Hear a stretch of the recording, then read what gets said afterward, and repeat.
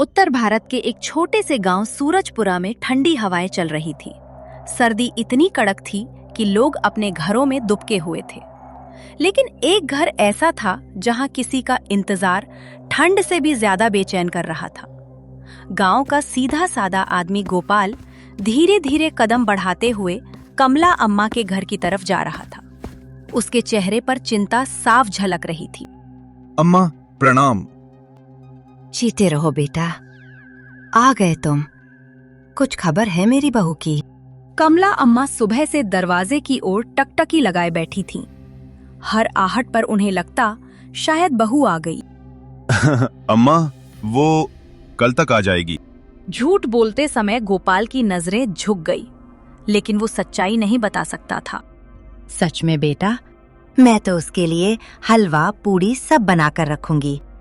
कमला अम्मा की आंखों में जो खुशी थी, उसे देखकर गोपाल का दिल अंदर से टूट गया। धुंध से भरी शाम एक लड़की ठंड से कांपती हुई सूरजपुरा गांव में दाखिल हुई। हे भगवान, इतनी ठंड!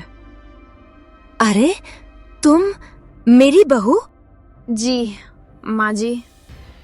उसका नाम था नैना, लेकिन वो झूठ बोल रही थी। भूख से बेहाल नैना जब खाना देखती है तो खुद को रोक नहीं पाती। अरे धीरे खा बेटा, खाना कहीं भाग नहीं रहा। मैंने सुबह से कुछ नहीं खाया। उसके हर कौर में सिर्फ भूख नहीं बल्कि दर्द भी था। नैना धीरे धीरे उस घर का हिस्सा बन गई। कमला अम्मा उसे अपनी सगी बेटी की तरह चाहने लगी। अरे कमला, तेरी बहू तो बड़ी ही प्यारी है। मेरी बेटी है वो, बेटी। लेकिन सच अभी भी छुपा। बेटा, घर में कुछ नहीं बचा। माँ जी, मैं पराठे बनाकर बेचती हूँ। वो साधारण पराठे नहीं थे, वो थे गुंदरक पराठे, एक अनजानी डिश। ये कैसे बना रही है? ये हमारे देश की खास रेसिपी है माँ जी। नैना का हमारे देश कहना बहुत कुछ छुपा रहा था। ठंडी सुबहों में गर्मा गर्म पराठे, पूरा गांव उसका दीवाना हो गया। वाह, ऐसे पराठे कभी नहीं खाए। फिर रोज खाइए। धीरे धीरे नैना की मेहनत रंग लाने लगी। उसने एक छोटी दुकान भी खोल ली। उधर शहर के अस्पताल में एक आदमी अर्जुन अपनी याददाश्त खोने का नाटक कर रहा था। मुझे अपनी पत्नी को ढूंढना ही होगा।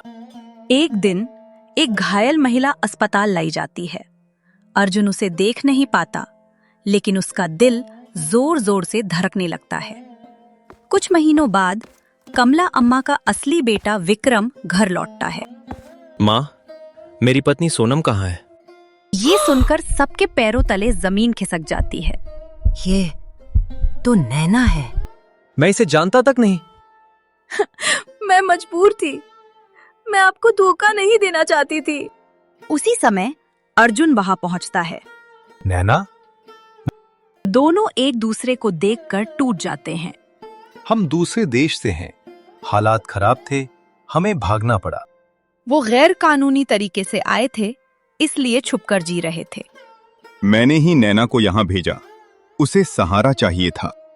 आपकी असली बहू अस्पताल में है। वो महीनों से बेहोश थी। सभी उसे देखने पहुंचते हैं। कमला अम्मा की आंखों से आंसू रुक नहीं रहे थे। तू मेरी बहू नहीं, लेकिन मेरी बेटी जरूर है। कुछ महीनों बाद सोनम को होश आ जाता है। आप ही नैना हो, माँ जी हमेशा आपकी तारीफ करती हैं। मुझे माफ कर दीजिए। तुमने मेरी जगह माँ का ख्याल रखा, ये कोई छोटी बात नहीं। सूरजपुरा गांव में धीरे धीरे सब कुछ सामान्य होने लगा था, लेकिन हर चेहरे के पीछे एक अधूरा डर, एक अनकहा सच अब भी छुपा हुआ था। सोनम अब होश में थी, लेकिन उसका शरीर कमजोर था और यादें बिखरी हुई। माँ जी, मैं यहाँ कैसे आई? बेटा, तू बहुत बड़ी मुसीबत से गुजरी है। कमला अम्मा सच्चाई बताना चाहती थी, लेकिन उनका दिल डर रहा था, कहीं ये सच सोनम को फिर से तोड़ ना दे। एक दिन गांव में कुछ अनजान लोग आते हैं। उनकी नजरें किसी को ढूंढ रही थीं। हमें खबर मिली है, वो लोग यहीं कहीं छुपे हैं। ये वही लोग थे जिनसे बचकर नैना और अर्जुन भागे थे। अम्मा, वो लोग वापस आ गए हैं। हे भगवान, अब क्या होगा?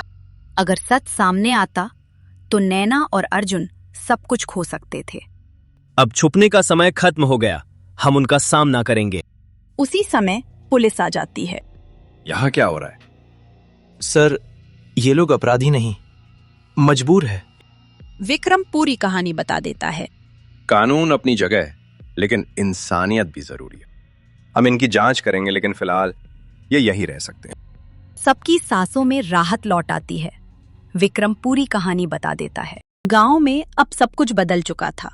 डर की जगह अब भरोसा था और अनजान लोग अब अपने बन चुके थे। लेकिन कहानी अभी खत्म नहीं हुई थी।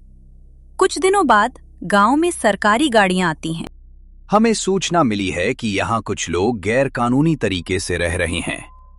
अब क्या होगा बेटा? सच हमारे साथ है, हमें डरने की जरूरत नहीं। अर्जुन और नैना को थाने ले जाया जाता है। गांव वाले भी उनके साथ खड़े हो जाते हैं। ये लोग गलत नहीं हैं, लेकिन कानून के सामने सबूत जरूरी थे। अचानक गोपाल आगे आता है। सर, गलती मेरी है। क्या? मैंने ही इन्हें यहाँ छुपाया। मैं जानता था ये लोग मुसीबत में हैं, लेकिन मैंने कानून से छुपाया। गोपाल इस बात से सब चौंक जाते हैं। बेटा, तूने ये सब अकेले सहा। पूरा गांव एक परिवार बनकर उनके साथ खड़ा हो गया। इंसानियत और हालात को देखते हुए इन लोगों को रहने की अनुमति दी जाती। ये सुनते ही सबकी आंखों में खुशी के आंसू आ जाते हैं। कमला अम्मा अब पहले से ज्यादा खुश थी। अब मेरा घर पूरा हो गया। उसी समय सोनम भी पूरी तरह ठीक होकर घर लौट आती है। तुमने माँ जी का बहुत ध्यान रखा, इसके लिए धन्यवाद। मुझे माफ कर दीजिए, मैंने झूठ बोला। कभी कभी झूठ भी किसी की जिंदगी बचा लेता है। एक बहू नहीं, दो बेटियां मिल गई मुझे। सच्चाई और इंसानियत हमेशा जीतती है। रिश्ते खून से नहीं, दिल से बनते हैं। मुश्किल वक्त में जो साथ दे, वही अपना होता है।